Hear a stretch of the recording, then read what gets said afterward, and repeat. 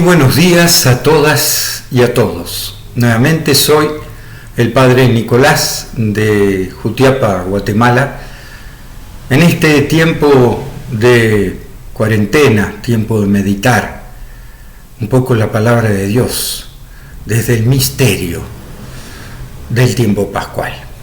Y por eso nos dice así en la primera lectura, en los Hechos de los Apóstoles, que graba el tema central de este tiempo pascual. Y nos dice así: entonces el sumo sacerdote y los suyos, es decir, el partido saduceo, llenos de ira, hicieron arrestar a los apóstoles y los metieron en la cárcel pública.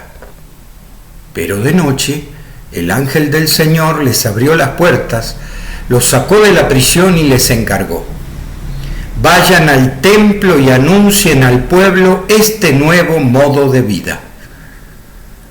Los apóstoles obedecieron y por la mañana, muy temprano, entraron al templo y se pusieron a enseñar. Entre tanto, se presentó el sumo sacerdote con los suyos, convocaron el consejo y a todo el senado del pueblo de Israel y enviaron gente a la cárcel para traerlos. Cuando los guardias llegaron a la prisión, no los encontraron y volvieron con este informe: encontramos la cárcel asegurada con cerrojos, los guardias de pie junto a la puerta, abrimos y no encontramos a nadie adentro. Al oír el informe, el comisario del templo y los sumos sacerdotes quedaron desconcertados, sin entender lo que había sucedido. En ese momento se presentó uno y anunció: los hombres que ustedes encarcelaron están en el templo instruyendo al pueblo. Entonces el comisario del templo salió con sus ayudantes y trajeron a los apóstoles, pero sin violencia, porque temían que el pueblo los apedrease.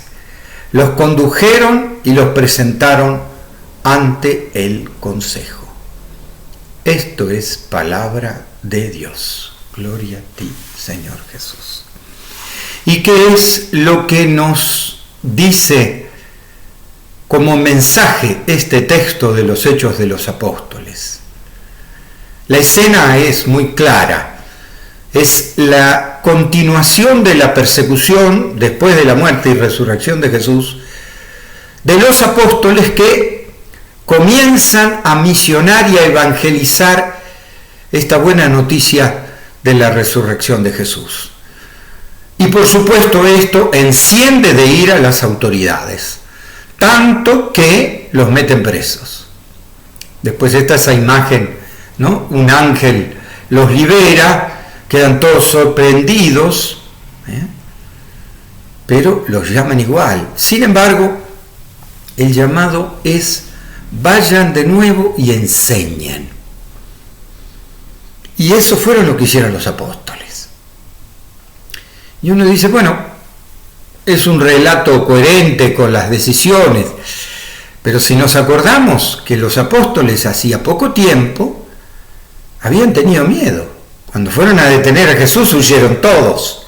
Después de la muerte de Jesús no quedó ninguno.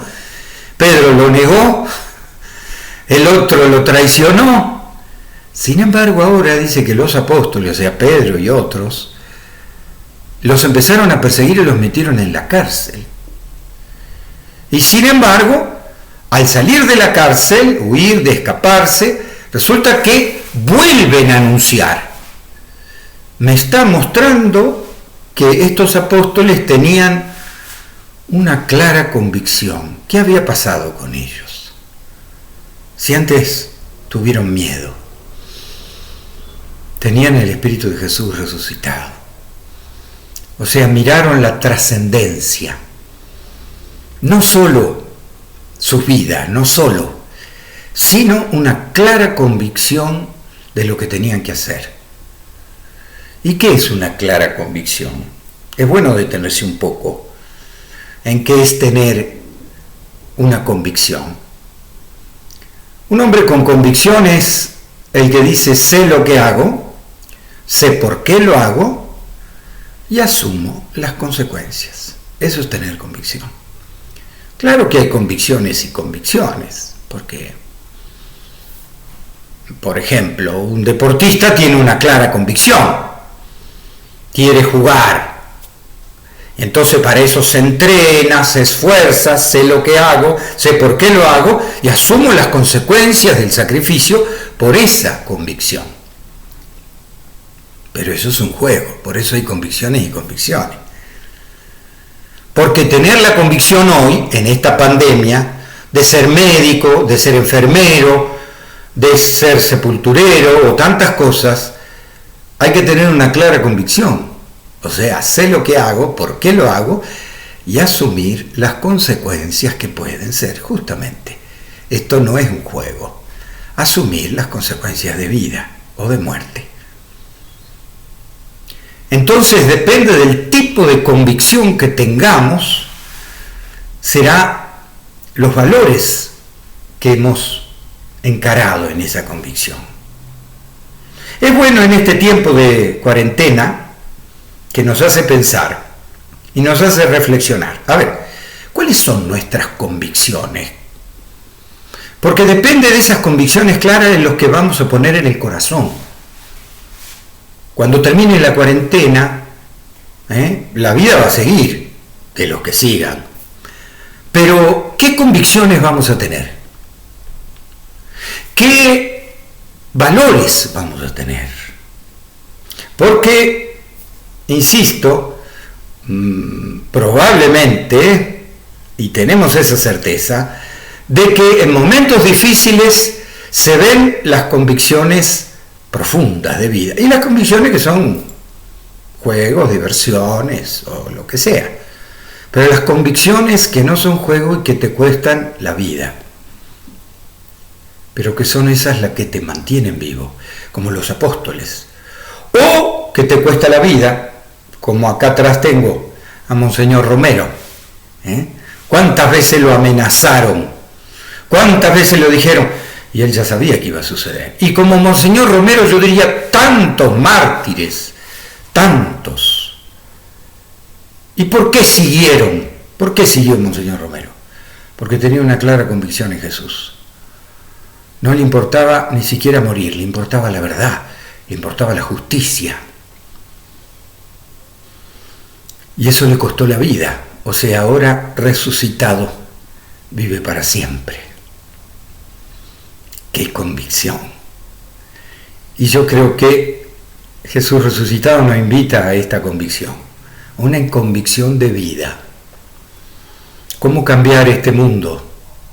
En esta realidad que hoy nos hace tan flexibles a tener que readaptarnos a nuestra fe, a nuestro modo social, a nuestra manera de ser.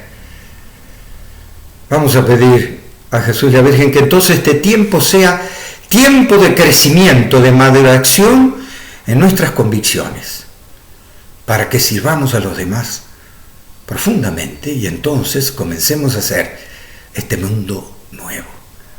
Que Dios los bendiga en el nombre del Padre, del Hijo y del Espíritu Santo.